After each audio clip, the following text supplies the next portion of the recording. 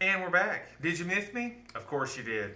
We're reading Almost Odis by me, Dusty Thompson. It's my name right here. If you're following along, we are on page 33. The blog date is Sunday, September 25th, 2011. Me, You, and the Boob Tube. For those who asked, the soup was pretty good. I tried a little the day he cooked it, and it's a good thing I did, as he finished off the entire pot by the next evening. I've never seen so much food eaten so quickly since the last time I watched Man vs. Food. And he wasn't even trying to win a t-shirt or get his picture on a wall. He's been trying to get me to buy a painting of a cowboy for my living room. When I questioned which particular painting, he said, "Oh, just any of them. Everybody needs a cowboy picture." Untrue. I do not need a cowboy picture, even if it's an original Andy Warhol of Elvis as a gunslinger. The decorating scheme of my living room is a modified Art Deco meets thrift store chic. It's quirky. Cowboy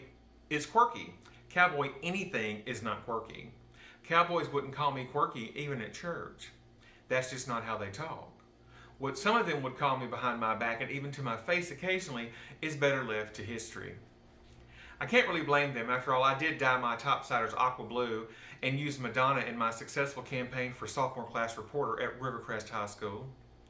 Apparently, Desperately Seeking Dusty resonated with someone besides me. And this was at a consolidated high school with around 250 students in Northeast Texas. I must have been insane. I can't believe that I did that and I won. It's hilarious. Most of the people who knew me must have thought I was some sort of social experiment. I wonder if they wondered if they were all on candid camera. My sister used to tell everyone I was adopted. I used to joke the only thing that Dad and I had in common was the belief that I'm adopted. And it's become more apparent as we enter our third week as roommates. I knew there would be a learning curve living with someone in their 70s. And while he and I have never really been on the same page, I thought I had a reasonable idea of who he was based on the fact that I have visited with him several times a year since my mother died in 2000. Truth be told, we've never been in the same section of the library, y'all. I've tried to combine the new him of the visits with my memories of who he was when I was growing up, and the reports from my brother and sister-in-law with whom he shared a home for the immediately preceding 2 years. None of this prepared me for the reality show that is my father. He's an enigma, wrapped in bacon, swathed in big and tall denim. The overbearing, judgmental, and downright scary father of my childhood has somehow morphed into an aged, slightly depressed version of Dan Connor from Roseanne, all bathroom humor and false bravado. His complaints are both understandable and irritating. He wants to be in Alabama without being in Alabama. I just want him to assimilate as quickly as I do. He wants me to be a housewife from the 1950s armed with a war chest of carb-heavy comfort food recipes and slotted spoons. I just want him to change 70 years of eating habits overnight. I want a roommate. He wants a Southern June Cleaver.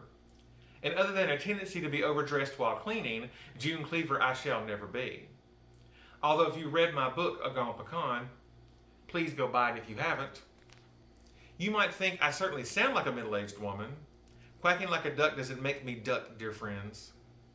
It simply makes me duck-esque, duck-on-it, if you will. You must forgive this digression. I am trying to collect my thoughts while people across the way are celebrating something in the parking lot of this El Rancho Supermercado y Taqueria in Spanish. Supermercado is Spanish for supermarket. As far as I can tell, taqueria is Spanish for add cheese. And you know I'm on board for that. If you put a boot in a casserole dish, top it with cheese, and set it out at a fifth Sunday dinner on the grounds, I'd at least take a bite. TV seems to be the one area where we are willing to compromise. I have been subjected to boxing, football, and reruns of America's Funniest Home Videos. I can't believe that show's still on. I mean, how do they still have videos to play? He's been subjected to Project Runway, Doctor Who, and Drop Dead Diva. We both like Big Bang Theory, NCIS, and Bait Car. The judge may think love can build a bridge, but so can TV, y'all. And any chasm can be bridged with the shared enemy. I have never agreed with him more than just now when he said, "Them people need to turn that mess down." Amen, old man. I mean, we're trying to watch funny videos over here. So that's all we're going to do for today. Please go subscribe on my YouTube channel so you get the next videos, and we'll see you next time.